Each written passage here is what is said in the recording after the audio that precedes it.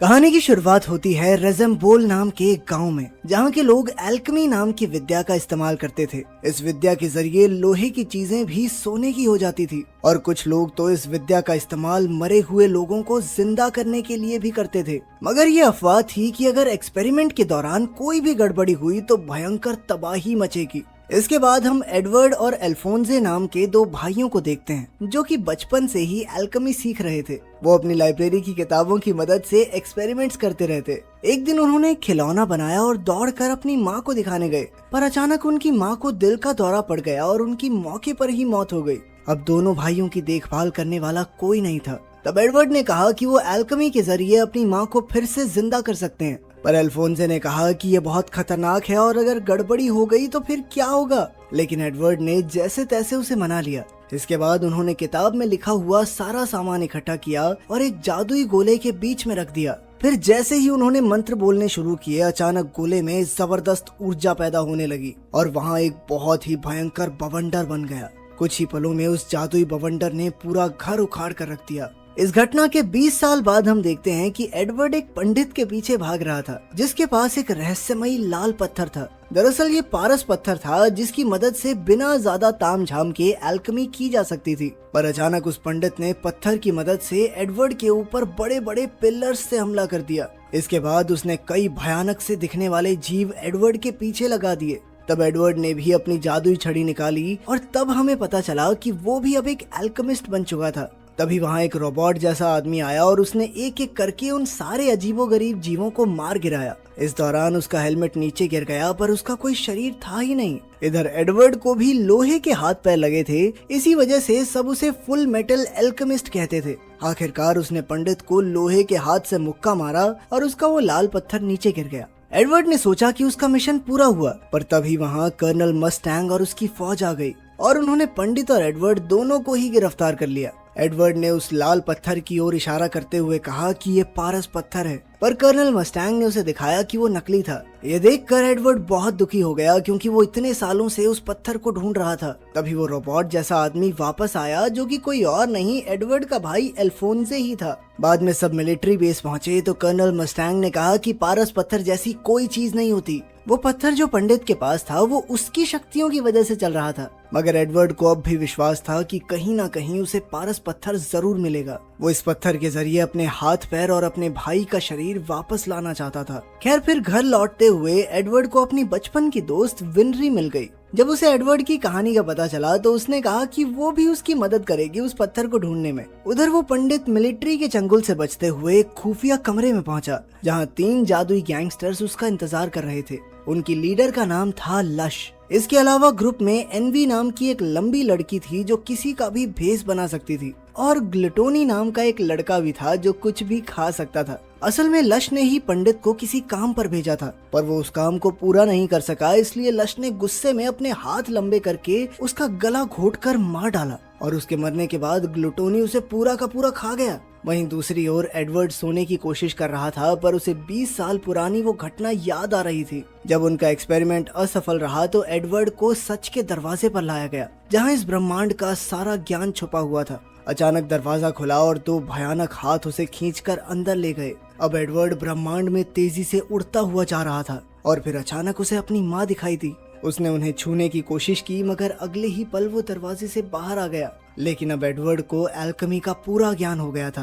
तभी वहाँ एक धुएं के बादल जैसी मूर्ति आई, जिसने कहा कि अगर कोई किसी मरे हुए इंसान को जिंदा करना चाहता है तो उसके बदले में अपने शरीर का एक हिस्सा देना होगा। एडवर्ड अपनी माँ को वापस लाना चाहता था, इसलिए उस परछाई ने उसका एक पैर ले लिया। बाद में जब एडवर्ड की आंख खुली तो वो अपने घर में था और घर वैसा का वैसा था, पर उसका पैर कट चुका था और उसका भाई अल्फोंसे भी कहीं नजर नहीं आ रहा था। तब उसे एहसास हुआ कि अल्फोंसे ने शायद उनकी माँ को वापस लाने के लिए खुद को ही कुर्बान कर दिया हो। इसके बाद एडवर्ड उस जादुई गोले के पास गया, जहाँ उन्होंने एक्सपेरिमेंट किया था। वहाँ एक काले रंग के धुएं वाला अजीब सा जीव था, जो उनकी माँ तो बिल्कुल नहीं थी। तब गुस्से में वो एक आर्मर सेट से टकराया और अपने भाई को वापस जिंदा करने के लिए पूजा करने लगा। एक बार फिर से वो सच के दरवाजे के सामने आ पहुंचा। इस बार उसे अपने भाई को जिंदा करना था, तो उसके बदले में उसने अपना एक हाथ दे दिया। जब उसकी आंख खुली तो उसने देखा कि अल्फोंसे जिंदा हो गया था, पर उसका शरीर नहीं था। बल्कि वो एक रोबोट जैसा दिख रहा था। खैर, अब वर्तमान समय में कर्नल मस्टैंग दोनों भाइयों और विनरी को टकर नाम के एक एल्केमिस्ट के पास लेकर आया,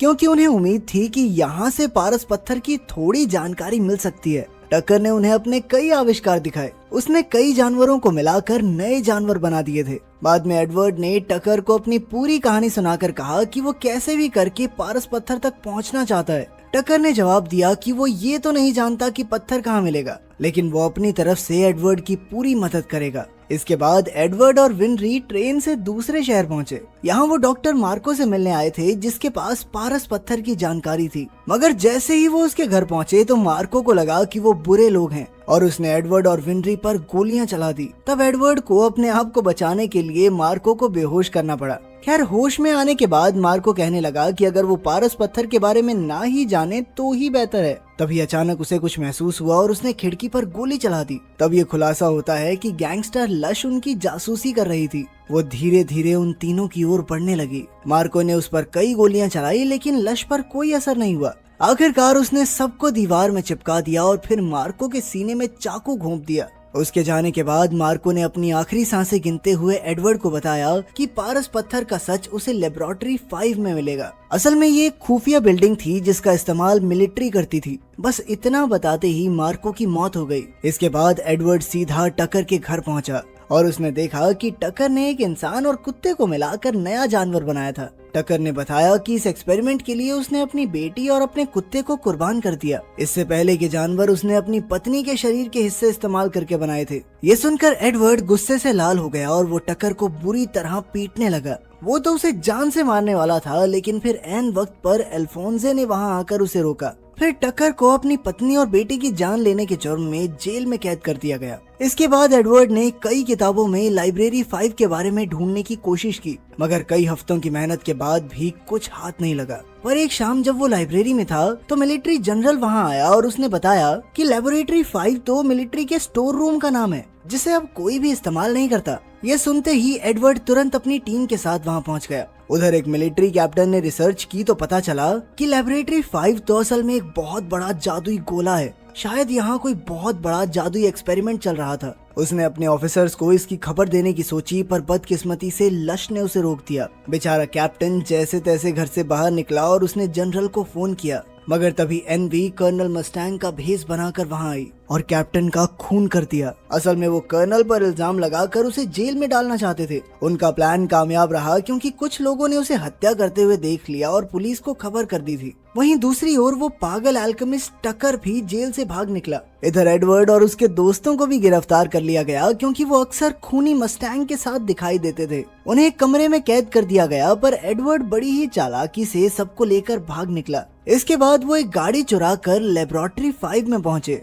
जहां कर्नल मस्टैंग और एक लेफ्टिनेंट के बीच लड़ाई चल रही थी। अचानक मस्टैंग ने चुटकी बजाई और लेफ्टिनेंट को आग लग गई। सबको लगा कि मस्टैंग पागल हो चुका है, पर तभी जलते हुए लेफ्टिनेंट का रूप बदला और तब हमें पता चला कि वो लेफ्टिनेंट के भेष में एनवी थी। जल्द ही लश और उसके गुंडे भी वहां आ पहुंचे और लश ने मस्टैंग के पेट में चाकू घोंप दिया। इसके बाद वो वहां से भागने लगी तो एडवर्ड ने उसका पीछा किया, मगर जल्द ही वो एक सुनसान कमरे में पहुंचा जहां एक बड़ा सा जादुई गोला बना हुआ था। लेकिन इससे पहले कि वो कुछ समझ पाता, साइंटिस्ट टकर उसके सामने आ गया। उसने अपनी जेब से एक पारस पत्थर निकाला और कहा कि यहाँ हजारों की तादाद में ये पत्थर बनाए जाते हैं। असल में ये ऑपरेशन मिलिट्री का ही चलाया हुआ था। फिर टकर ने कहा कि किसी मरे हुए इंसान को जिंदा करने के लिए कुर्बानी तो देनी पड़ती है, इसलिए बड़े बड़े आर्मी ऑफिसर्स अपने घर वालों को फिर से जिंदा करने के लिए कैदियों की कुर्बानी दे देते हैं। ये बात सुनकर एडवर्ड हक्का बक्का रह गया। तभी अचानक लश ने वहाँ आकर टक्कर को मार डाला, क्योंकि उसने एडवर्ड को खुफिया राज बता दिया था। तब ये खुलासा होता है कि लश ने असल में जन्म नहीं लिया, उसे किसी ने एल्केमी से ही बनाया था, इसीलिए वो एक आम इंसान से कहीं ज्यादा शक्तिशाली है। तभी इस पूरे ऑपरेशन का मास्टरमाइंड जनरल वहाँ आया। उसने बताया कि उसका असली मकसद है ऐसे ही सुपर नेचुरल लोगों की फौज खड़ी करना, और लश उसके सबसे ताकतवर योद्धाओं में से एक थी। इसके बाद उसने कमरे की बत्ती जलाई तो छत पर हजारों बेजान रोबोट्स लटके हुए थे। फिर जनरल ने सभी पारस पत्थर सिलेंडर्स के जरिए रोबोट्स तक पहुंचाए, और जैसे ही वो रोबोट्स की छाती में पहुंचे तो वो एक एक करके जिंदा होने लगे। अपने बनाए रोबोट्स को देखकर जनरल खुशी से झूम उठा और उनसे मिलने गया। मगर ये क्या, जल्द ही रोबोट्स ने उसे घेर लिया और नोच नोच कर खा गए। जल्द ही कर्नल, अल्फोंसे और विनरी भी कमरे में आ पहुंचे और फिर एडवर्ड के साथ मिलकर रोबोट्स का सामना करने लगे। रोबोट्स बहुत ज्यादा थे, इसीलिए उन्हें लग रहा था कि आज तो यहीं मारे जाएंगे। पर तब कर्नल मस्टैंग ने कहा कि रोबोट्स को मारने के लिए उनके सर आपस में टकराने होंगे और फिर इसी तरीके से उन्होंने रोबोट्स को मारना शुरू कर दिया। मगर फिर भी उनकी तादाद बहुत ज्यादा थी, इसलिए एडवर्ड और उसके साथी चालाकी से बाहर आ गए। वहाँ उनका सामना लश और उसके गुंडों से हुआ। हालांकि मस्टैंग जख्मी था, मगर फिर भी उसने अपनी सारी शक्ति इकट्ठी करके जबरदस्त आग निकाली, जिसमें एनवी तो जलकर राख हो गई। इसके बाद कर्नल ने लश पर हमला किया, पर कोई फायदा नहीं हुआ क्योंकि वो बार बार जिंदा हो जाती थी। आखिरकार लश ने खुलासा किया कि उसकी छाती में भी एक पारस पत्थर है, जिस वजह से उसके पास बहुत ही ज्यादा ताकतवर शक्तियां हैं। तब एडवर्ड, अल्फोंसे और कर्नल ने मिलकर एक साथ उस पर हमला किया। कर्नल ने अपनी जान जोखिम में डालकर उस पारस पत्थर को निकाल लिया, जिससे लश की तुरंत ही मौत हो गई। इधर ग्लूटनी ने ये सब देखा तो वो खुद ही दुम दबाकर भाग निकला। आखिरकार अपनी जीत के बाद कर्नल मस्टैंग ने एडवर्ड को वो पारस पत्थर दिया ताकि वो अपने भाई का शरीर वापस ला सके। एडवर्ड ने एल्केमी शुरू की, लेकिन वो फिर से सच के दरवाजे पर पहुंच गया। वहाँ अल्फोंसे अपने शारीरिक रूप में खड़ा था और अब एडवर्ड को ये पारस पत्थर उस परछाई को देना है, मगर फिर ऐन वक्त पर वो पीछे हट गया। अब एडवर्ड अपने फायदे के लिए इस पत्थर का इस्तेमाल नहीं करना चाहता था, क्योंकि अब वो समझ चुका था कि इससे कितनी जिंदगियां बर्बाद हो चुकी हैं। आखिरकार वो असलियत में वापस लौट आया और अपने भाई से माफी मांगी, क्योंकि वो उसके शरीर को नहीं ला पाया। तब अल्फोंसे ने भी उसे माफ कर दिया और कहा कि वो भी एल्केमी का इस्तेमाल नहीं करना चाहता। उसने कहा कि एल्केमी की वजह से ही उनकी जिंदगी में इतने हादसे हुए, इसीलिए अब इससे जितना दूर हो सके उतना रहना ही बढ़िया है उनके लिए। आखिर में एडवर्ड एक नए सूरज को उगते हुए देख रहा था, जिसका मतलब है कि वो अपनी जिंदगी में एक नई शुरुआत करना चाहता था। अगर वीडियो पसंद आई तो लाइक कर देना, चैनल को सब्सक्राइब कर देना। मिलते हैं अगली वीडियो में।